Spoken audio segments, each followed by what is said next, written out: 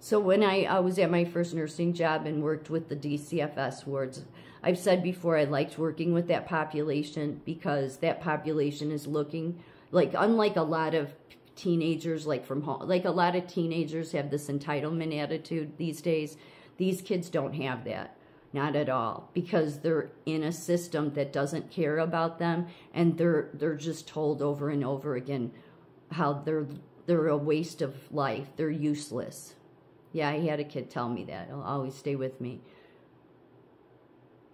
Always stay with me, that he was unfamiliar with being told anything positive about himself. Just like it haunts you, it haunts you. But then that was something I saw as an overriding theme. Like everybody the state puts in charge of kids, whether, you know, the people at the highest positions as psychiatrists of these kids, at the juvenile system, the chief nursing officer, and I already have explained what she did in many videos, you know, just what a low life. I mean, talk about somebody, it's like it proves what Jesus said about this world. That, who did Jesus say controls this world? It proves it, because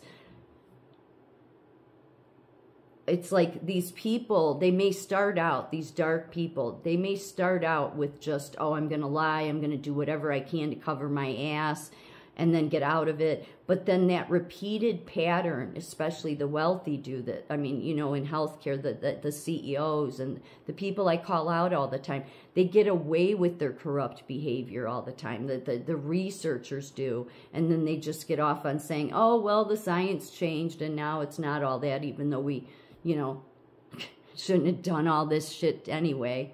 But it bothered me that kids that had no guardian, that the state wouldn't care. So, and a lot of people thought I was naive. I didn't know that. I don't think most people did know that, because the state DCFS programs in every state are protected by the media and the politicians. You don't hear the horror stories.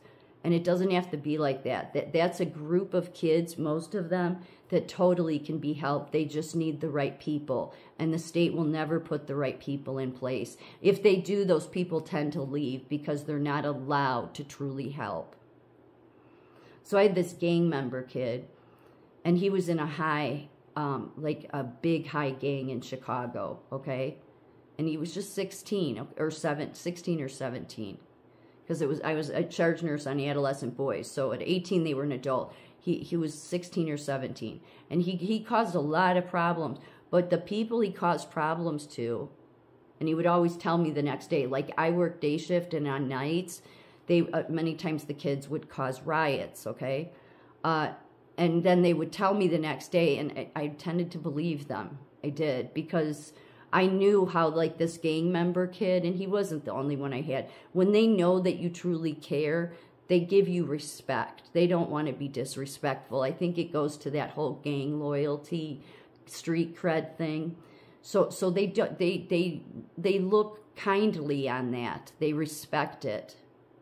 But they know their instincts are dead on about people that don't care. And so the people that don't care, that antagonize them, and there's a lot of them in the group homes. That's the reason why I say they deliberately put these people with rap sheets in the group homes. They will antagonize these kids deliberately just to provoke them. It's sad. So it's like, how can you not think that the system is dark and it's monstrous? And that's what, you know, I reflected on for so many years. It's like, how can this chief nursing officer, and there was many others, her assistant, who was a total psychopath, how can they make these lies and these claims when they know this? And it's because they're dark people, and dark people can't stand to see somebody that truly cares and is trying to help others. And they go after you for that. But that was just, you know, mind-blowing to me when I left that job, especially after everything that happened there. And I reflected on all the kids I'd taken care of. And it was like, there's so much potential for them. It is not to be a nightmare, but the system we live under deliberately creates this nightmare because they don't want them to be helped. They've already written them off, and you got your universities coming in overseeing them, and it's just research subjects for them. So, you know, the statistics are always the same for these kids.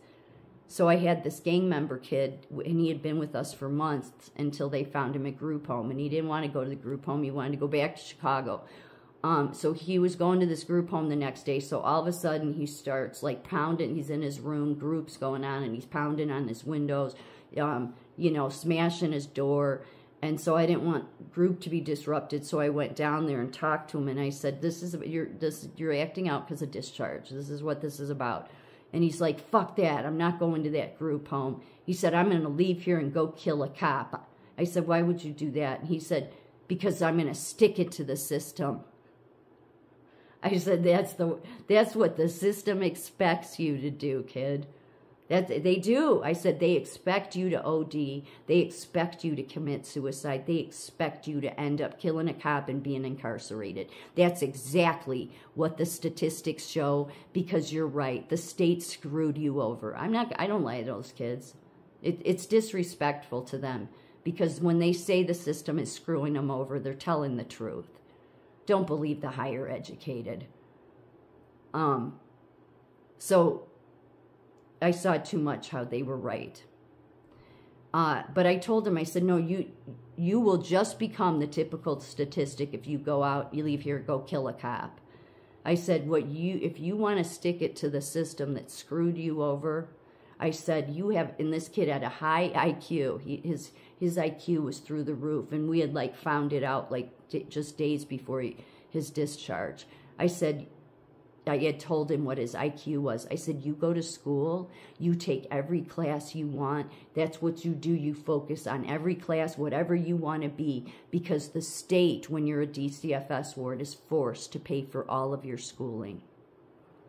I said, that's how you stick it to them. You stick it to them in the wallet and by being successful, because they set them up to fail. They don't set them up to be successful. Not the people that run these places, these freestanding psychs, not the most of the doctors that they'll put at the highest levels of these places, no. And not the state itself. And that stopped him from, like, you know, tearing the room apart. He was like, whoa. And I'm like, it's the truth. It's the truth. They expect you to go and kill a cop. They expect you to be a statistic. They don't want you to go and take classes and then them have to pay for it. So I said, stick them where the wallet is, because that is what they don't want. Because there's a darkness behind all this. Because when you can not care about kids that don't have a guardian, and you can disregard them and even go as far as telling them how useless and pointless they are, and that happens too often, then it's something twisted behind that. That's not just I mean, that's more than a bad person. That's a bunch of bad people that are put in these certain positions to make sure that these kids never have a chance at success. But then that doesn't, I mean, it surprised me back then, because I just thought, doesn't everybody care about kids? No, there's a lot of people that don't care about kids, most especially kids that are in the system. But then it doesn't surprise me, because from that was 13 years ago, now we're here. And we have, on a wide scale, an entire profession of medicine, nursing, psychiatry, all the association levels, and the government pushing something that's harmful to children. And yet, TikTok silenced my last video where I was talking about what had happened to a child that just came out yesterday. And I thought, Jesus was right about who controls this place.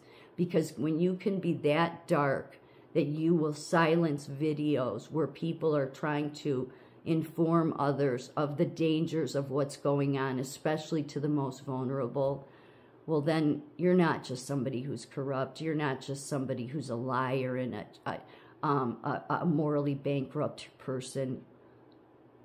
You're somebody that's straight up evil, proving what Jesus said.